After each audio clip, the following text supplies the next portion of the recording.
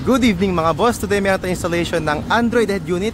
Top of the line model natin mga boss, 13.1 inches. Yan po yung specification niya. 2K display po yung screen yan. Sobrang ganda, crystal clear mga boss. Tapos may 360 camera mga boss. Dito nakakabit, front cam. Tapos ito po yung sa side cam niya. 360 mga boss, ibig sabihin makikita nyo yung 360 view niya. Ito, sa likod. Yan, safe na safe mga boss, nagre-record po yan. Tapos ito naman yung sa kabila.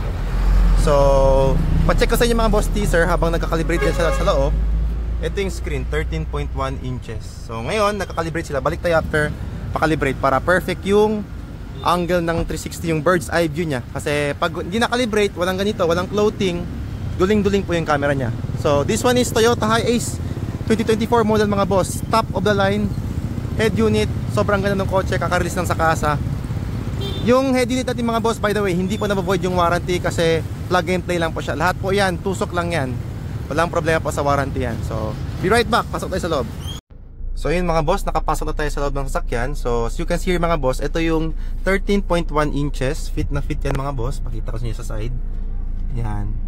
Meron siyang bracket. So yung aircon niya mga boss, okay pa rin yan. Sa kabila. Tapos ito yung stock na head unit ni Bossing. Nasa around 8 or 9 inches siya. Compared po dito, sobrang laki. Tapos check po natin yung 360 niya. So ito yung 360 view niya. Clear na clear yan mga boss. Walang blind spot, as you can see. May dumaan na sasakyan. Tapos automatic siya mga boss. May trigger sa left side. Let's say for example, signal lights. Left side. Sa kabila, automatic siya mga boss. Tapos once nag-reverse po kayo, automatic din yan siya mga boss. Tapos hazard. Yan. Tapos you can also choose here mga boss. For example, ito, combined 3 cameras ng rear. Tapos ito sa side mirror to dalawa. Parang na-stitch nila. Yan, clear na clear mga boss. As you can see sa labas, wala kayong makita. Sobrang dilim yan mga boss. Kita ko sa inyo sa labas. Yan, ganyan nakadilim na sa labas. Dito kitang kita pa rin sa 360. So, pa-check ko sa inyo mga boss yung mga YouTube, mga ibang applications. I-download muna namin yung mga offline maps. Be right back. So, test natin microphone yung mga boss. Open front camera. Yan, pwede yan mga boss. Open YouTube. Open YouTube. Yan, so pwede kayo mag-play dito mga boss. Tapos yung steering control mga boss, of course it's working. Yan, volume up. Yan, working siya mga boss lahat. Tapos test natin yung Google Maps. Yung Google Maps mga boss is downloading siya ngayon, offline maps. Para kahit wala pa kayong internet, anywhere you go, buong Mindanao download namin dito ni Bossing, gagana pa siya. Yan, okay. Yan po, nakapin yung location. Yan, dito pa tayo sa Barangay Dao, Pagadian City. This one is the Rotonda. Ito yung shop natin. Tapos mga boss, you can also change here yung satellite view. Kung gusto nyo meron siyang drawing na ganyan, mas accurate. Pero kung travel, mas maganda ito mga boss, yung default lang.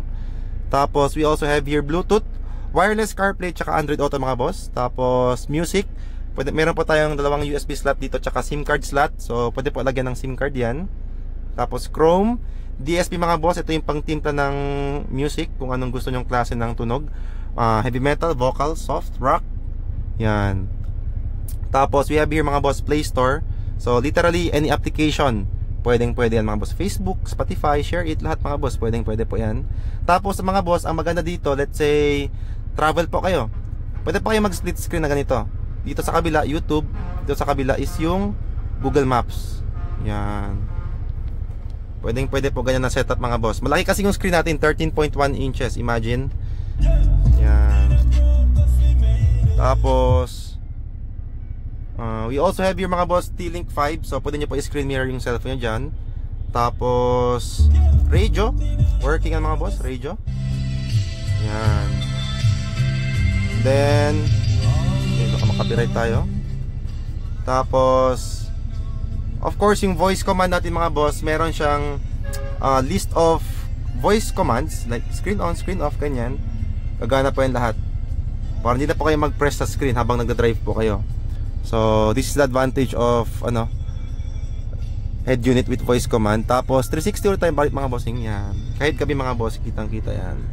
Sobrang solid. Yan. So yun lang mga boss. For more info mga boss, visit our shop. Dito lang po tayo sa Purok Mahadadao.